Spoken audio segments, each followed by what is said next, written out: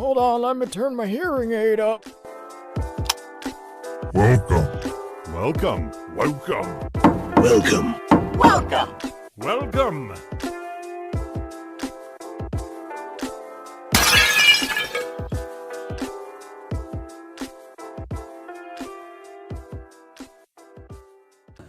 Welcome to the Everything and Chill Show. I'm Rob. And I'm Sean. And this week we are catching up with the Falcon and the Winter Soldier.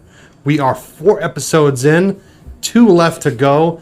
They called this the mid-season show that just came out. And what an episode it was. For me, this show has gotten nothing but it was good to start with, but every episode has gotten better and better and better. And I'll tell you what, man, they did a great job with this. I can see why people are saying that they like it better than WandaVision and The Mandalorian, and it's gaining more followers to Disney Plus. You know, Disney Plus has really got it going on right now with only a small handful of shows that have premiered and movies that have premiered, but they have definitely got some stuff going on. What do you think about this week? This week was really good. I loved this episode, and so far it's my favorite. You are right. The episodes, usually in certain series you have episodes that are like, oh, this is great. This episode was kind of meh.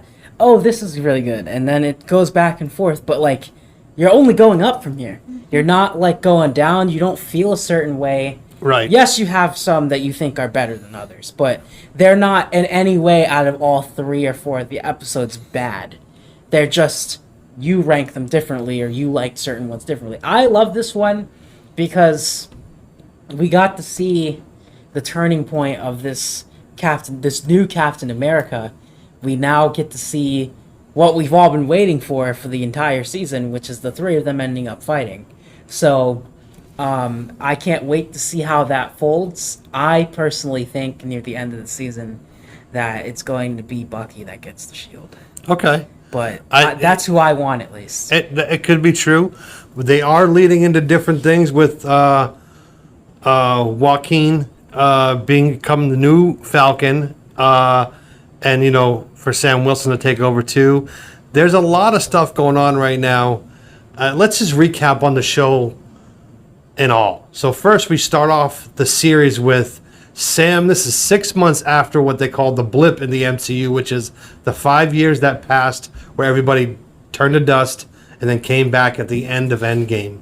Okay? So this is 6 months basically after the battle of Endgame. Yeah. Okay? And we see Sam Wilson is highly active in the military still, on missions. He hasn't really skipped a step coming back. Bucky is going through some sort of therapy and becoming more in tune with himself and becoming a better person, and been forgiven by the government for his crimes as the Winter Soldier. So, he's able to go freely and about. And we also see the masking, I don't want to say the crowning, but the masking of a new Captain America, which is John Walker. And then that's the first episode, basically. You get a little background of Sam and his family. You get a little background of Bucky. And you get to see this, Sam Wilson handing over the shield to the government that he believes they're going to put it on display. Yes. And they kind of trick him. Mm-hmm.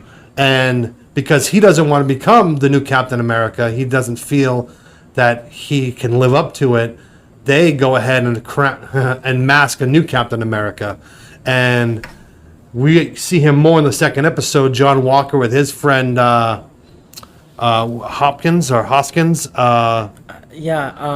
just call him Battlestar, right? Yeah. But they kind of team up for a little bit in the episode, but not, the kind of working together but not working together. Mm-hmm. They're on the trail of a super soldier team called the Flag Smashers. Now, these people want the world to go back to the way it was when the blip happened, the 5 years where it was almost like countries had no flags and no borders. Everybody was welcome to go where you wanted because half the population was gone and everybody needed help in every country. So it was like open borders everywhere. And they want that. Their motto is one planet or one world, one people. Yeah. So we see this happening, and we see a faceless player in the background called the Power Broker, who actually has contracted somebody, another scientist, to make the super soldier serum, which the Flag Smashers have stolen. Now, we haven't met him yet, we haven't seen him, but we've heard a lot about him, and we actually got to see his country where he lives. What is it called? Manipur?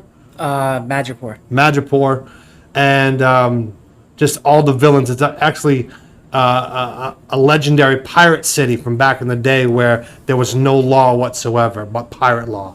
So you see a lot of criminals there. They get Baron Zemo out of prison. Yes. That was amazing. That was absolutely amazing and very creative on how they did it. Because it was like, because the way that Bucky came to Sam about it was like, if it was a theory, like what if Baron Zemo was to do this and we put this in place? But as we see him doing it on screen, he pops up seconds later right behind Bucky, and they're kind of breaking it to Sam that he's gone now. So that was kind of funny. And to see him kind of like his philosophy play out, like his philosophy was against super soldiers. You know, he didn't really have a problem with Captain America, but he had a problem with the Winter Soldier program because he knew of the, in Civil War, there were the 5 others that he wanted to go and make sure they were killed and dead, basically, because he didn't want any more super soldiers on the earth, because with that kind of power, corrupts people. And you see that happening with John Walker. And you see it with the Flag Smashers. You see Carly Morgenthau literally abusing the power that Cap and Bucky and people like them have. The more and more that she uses it, the more and more she does things that even her team is questioning. Yes.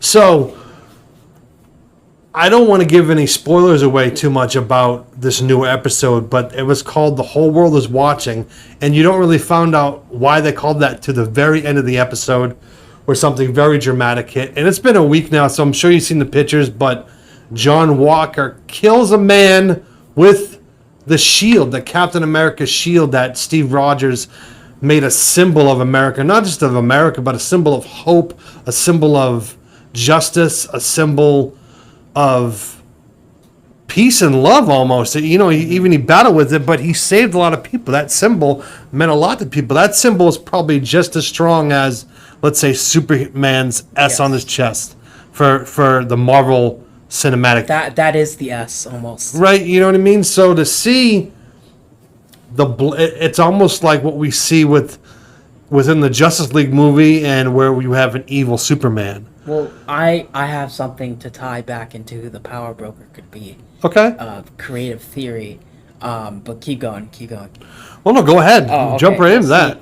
Speaking of evil, I think that because they were in talks with, what's his name?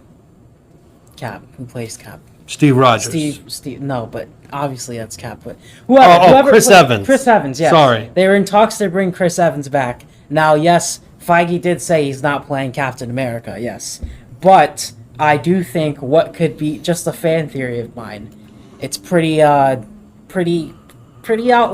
but I think it's very doable and possible. What if they took the Hydra version of Cap that you see? Wow. Right? And that he's in control, right? Maybe almost like a clone of Steve Rogers. Somehow, because Marvel's good at taking certain elements of the comics and using them in different ways to fit their storylines. I've always credited Marvel for doing that, having that creativity to take certain things like that and to fit it into their story in unique ways. And I feel like that would be an insane way to go and have the Power Broker revealed. There's a lot of rumors on who the Power Broker is. It's all across the line. Yes. The biggest rumor I've seen that it's Sharon Carter. Okay. That she's the one that she's say it again, Madripoor. That she's there because she's been outlawed from the United States. That makes sense. What if she was really the Power Broker and she's kind of playing both sides right now to see what everybody's plan is, or to get in the graces of Sam and Bucky to find Carly and the Flag Smashers to get her product back. Now, what we did see is that Baron Zemo did smash almost every single serum, every single and the scientist that made the serum, he shot. So right now, the one serum that was left was picked up by John Walker, and John Walker, we see, did take that serum and now has powers just like Captain America, the Winter Soldier, and every other. And we also, in episode 2, we got to see Isaiah Bradley, which in the comics became a sort of a Captain America during the Vietnam and Korean War, where they were doing, in the comics, they actually did this run called Truth. And what they did is they took the tuberculosis experiment with the Tuskegee Airmen and also the black soldiers in Vietnam and Korean War, and they turned that into experimenting with a super soldier serum. And Isaiah Bradley was the one that got powers. And also people have been saying too, because no one's really seen if once you have powers in your blood and in your DNA now, does that transfer to your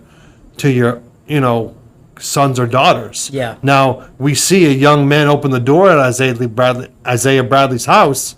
I wonder if that's an open for Patriot when they do a Young Avengers or something like that. You could have an open door That is very possible. for a Patriot to come in and play that role, or whatever it may be, or even if Bucky was to have a kid, you never know how that would play out, because He has a love interest in the, what is it, in the show, in episode 1. So right, but you we don't never really know. see that much with that. Yeah, I know, But what we do see is the Wakandans show up Yes. to That was amazing. to take Zemo, and a battle ensued there between the All of Wakandans and John Walker and the Winter Soldier and Sam Wilson. It was crazy. Disconnected his arm and everything. This is getting to be a really good show. I'm really glad Disney Plus did this, and I'm glad they're doing this in certain ways. I'm excited to see how this will tie into later things. I want to see all the shows be tied in together like they did with the movies. There's whispers in the first episode about friends now becoming enemies and allies becoming enemies, and I take that as talking about Wanda, of course, becoming an outlaw at that time, because if you think this is about 5 months after WandaVision, the events on WandaVision, you know what I mean? So if we take that into consideration, I think that, and then you have Loki coming out Yes. by June. And Yeah, 'cause they so pushed it another month or so, you're going to have a Loki show where it showed in the previews of the Loki show that by him taking the Tesseract, he fractured the timeline and made all these alternate timelines, and now they have to fix that. Now, does Captain America going back at the end of Endgame fix that also, or does he mess up a lot of stuff too? We haven't seen. This is what Marvel has done now. They've opened up the door for the cosmic, the time element, and the one thing we haven't seen yet that Marvel has done in the comics is clones, and talking about the Steve Rogers Hydra. Well, see, I think That would be a great way to do that. It would be a great way to have him come in the last episode as a cameo, show him as the power broker. Or for all we know, it could be a Skrull at this point because of how they've been introduced. Ooh. So it could be Nick Fury as a Skrull, even, or just any other ordinary Skrull. I'll tell you what. There's a lot of things going on. You got to remember that the Skrulls were fractured too in the comics, where you had different division, and then had the Super Skrull too, Yes. who had powers, who had all the powers of the Fantastic Four. Yes. We're still waiting on that too at the MCU. There's been rumors about bringing the X-Men in, the Fantastic Four. Now they're saying on this next episode, which is out today, the Falcon and the Winter Soldier, that there's going to be a surprise guest cameo, a huge cameo of somebody, a big character that we have not seen yet in any of the MCU movies. That's what they have said. They haven't confirmed everything else but that. So I'm excited to see that. I'm about to watch this very soon, and we're going to find out who it is. But go check out this show. The show is amazing. It is worth your time. It is worth checking out. And I think it's still a show that you can sit down and watch with your family. Yes. It's still Marvel etiquette. If you're taking your kids to see Endgame and taking to see Infinity War and all the other movies, you can sit down with your kids and watch this show on a Friday, a Saturday, Sunday, because it comes out every Friday. Remember, you only have 2 more episodes left because some people are waiting to binge watch the whole thing. So you only have 2 more weeks until you can, actually 1 more week. Yeah. Because next week would be the last episode, and you could binge watch it all then. Yes. So 1 more week you can binge watch it. I'm going to do the same thing. I'm going to rewatch the whole thing as like a long movie. That's how I look at it anyway. I might end up doing that again because, I mean, again, I loved WandaVision, but WandaVision was more of a puzzled beginning. WandaVision had more of a puzzle. It left you thinking, oh my goodness, what's going to happen? What is this? This isn't what I expected. And then you started getting really into it by episode 3 or 2. The other thing is that WandaVision didn't show any end of credit scenes until the last 3 episodes. So we haven't seen any end credit scenes for the Falcon and Winter Soldier yet. Not at all. So maybe these next 2 episodes we'll see some end credit scenes that tie into something else. Maybe that's where the cameo comes in. I don't know. I'm excited. This is going to be great. It's going to be a great week for television. A lot of different stuff out there that I'm watching. I'm trying to get Sean off of the comic book related stuff so we can talk about other things because, like I said, I've been watching Law & Order Organized Crime. I've been watching The Mayans, which is a great show.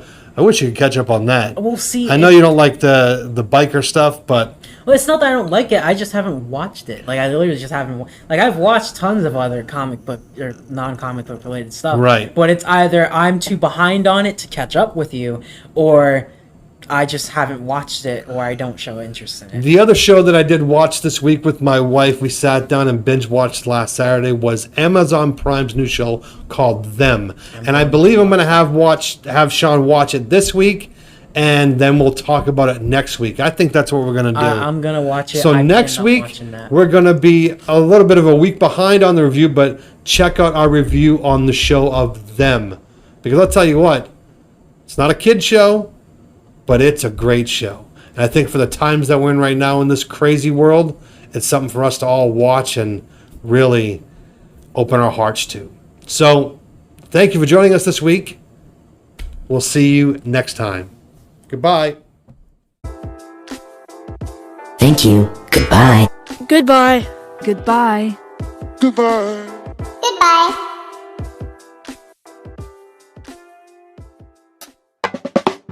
Okay, see you later.